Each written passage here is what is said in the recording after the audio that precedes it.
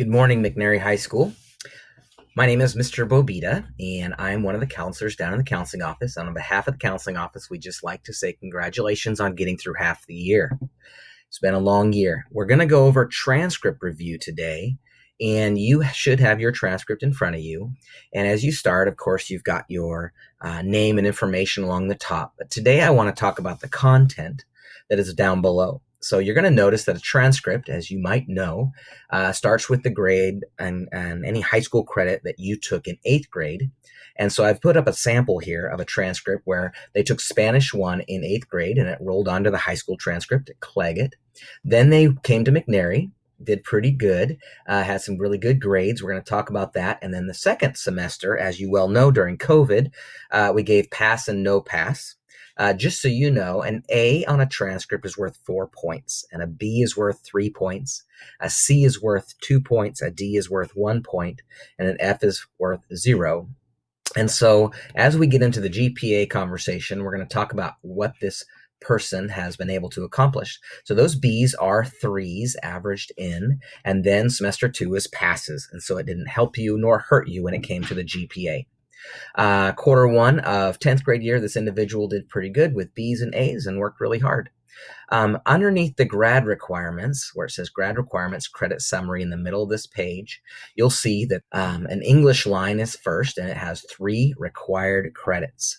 And then underneath that is a composition line. So actually, you're required to do 4 years of English by senior year.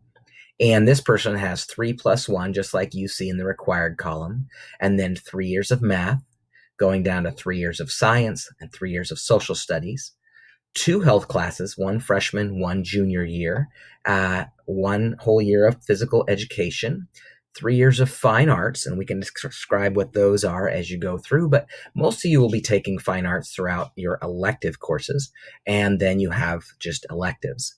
So at the end, that's a total of 24 required credits.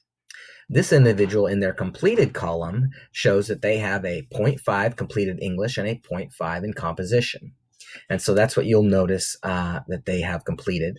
What that means is they took a year, their freshman year, and then they are slated to take their English in the second half of their sophomore year.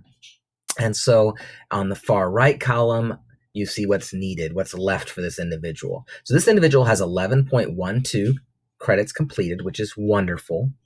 And they have 12.875 to go. They're on really good track. Now let's skip over to the bottom right-hand side of this page, which is at the bottom of your transcript, and talk about the GPA.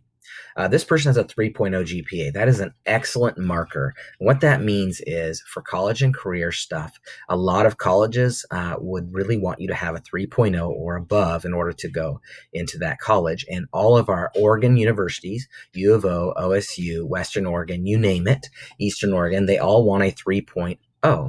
There are a few other things they want, and you likely have talked about those. They would like a couple years of language, although that is not required for a high school diploma, and they want a 3.0. Down below, you'll see the class rank, which at this point is not a huge deal. Some of the military academies would like you in the top 10%. There are different things that falls into. But basically, the GPA for now is your focus. So for a 9th and 10th grader, what we're doing is we're really encouraging you to build a strong base of good grades. If you happen to have an F, the example that I chose here has a Spanish 2 F freshman year, you are welcome to retake that Spanish 2 class, and it will go down as an NG, a no grade for you, and then you would be able to replace that, and that F would go away and quit hurting your GPA and help you because you'd replace it with a better grade. Thank you today for listening, and if you have any questions, you're welcome to ask your teacher, but I just wanted to, from the counseling office, go over a basic transcript review for a 9th and a 10th grader.